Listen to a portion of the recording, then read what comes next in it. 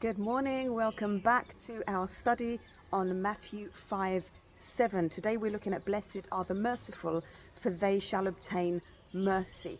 This is part of our study on the Beatitudes, and as I have been teaching, they are one discourse, they are a flow from start to finish. So if you haven't listened to the first ones, I would recommend that you go back and listen to those first so that you can get the whole flow and the whole message.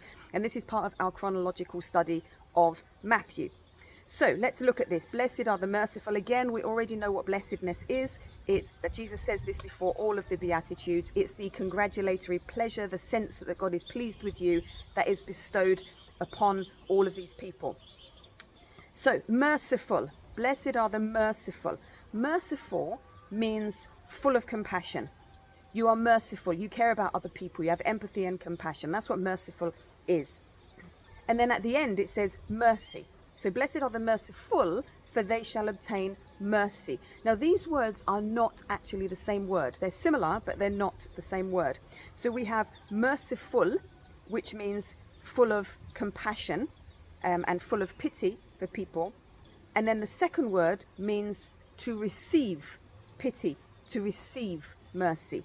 So remember I said words can be active or passive.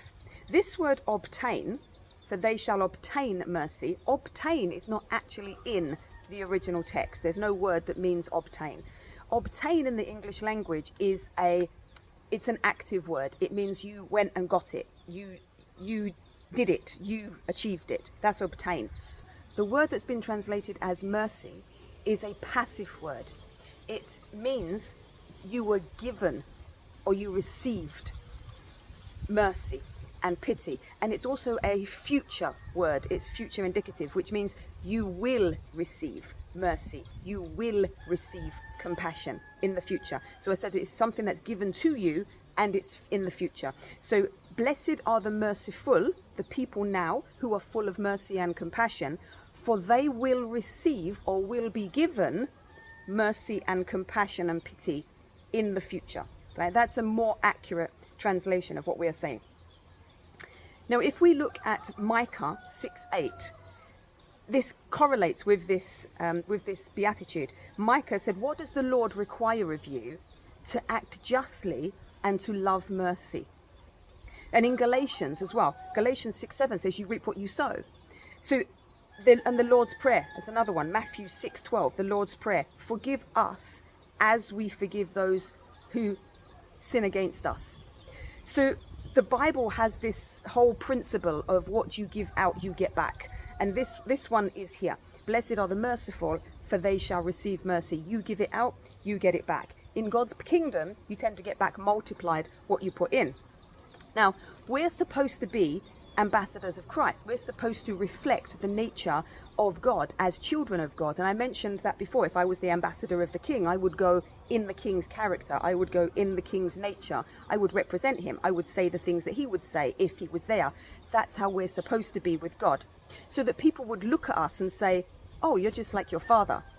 Jesus, in Colossians 1:15, it says he is the image of the invisible God.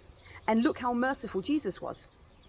The way he dealt with people, he never dealt with people really as their sins deserved. He was merciful. Even when Judas betrayed him, he still didn't. He could have brought down fire from heaven and fried Judas on the spot. He didn't.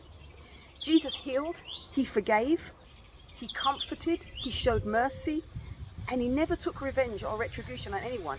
Even when he was hanging on the cross, he said, "Father, forgive them. They don't know what they're doing." What kind of mercy is that? And Ephesians 5:1 says, "Be imitators of God, therefore, as dearly beloved children." As I said, we are supposed to reflect the nature of God. So now we know what mercy and merciful is. How do we become that merciful? How do we get that quality of character within us? I'm sure you've figured out what I'm going to say. It's the process. When you've realized who you are, when you've realized the darkness in your own soul, the evil that you're capable of, the brokenness that's inside you, when you realize you have no righteousness of your own that can get you in right standing with God, when you've grieved and lamented and mourned over all the things you've done wrong, all the brokenness even that's been done to you, the things you've lost, you've grieved over that, then you have hungered and thirsted for a righteousness outside of yourself, and you have received it, and you've been filled full up with that grace, the justification, the righteousness that's been given to you outside of yourself. That's what makes you merciful with other people, because you can't receive that. You can't have that revelation of who you are and the amazing grace that's been given to you, and then be judgmental to other people, and then be unkind to other people, and then write them off. You have to, it's in you. The revelation of how merciful and how wonderful and how loving and how compassionate God has been with you, it causes you to have to extend that to other people. Remember, I said previously, we are not to think more highly of ourselves than we ought to. This comes through the flow of the Beatitudes. It's that helps us to get that right standing with God. It's that helps us to see ourselves for who we really are. And it's that helps us to be the kind of people who would put a hand backwards and pull those other people out of the pit and tell them, no, look, I've been there. I've been where you are. And look where I am now, because of God, because of his grace. And the same grace and the same mercy that I've received, it's there waiting for you. And you reach back and you pull other people out of the pit as well. And you have patience and you have loving kindness with them because of what you've received yourself, the revelation of what God has done for you. That whole humbling experience of walking through the Beatitudes, that's what causes us to be merciful as our Heavenly Father is merciful. So again, this is all part of the flow of salvation. And Jesus is teaching his Jewish audience to bring them to an understanding of how being right with God really works. And once we get that rightness with God, that's how we then treat others rightly. That's how we then show the character of God in the way that we treat other people. So I hope this has clarified how you can be merciful as your Heavenly Father is merciful. I will see you in the next study.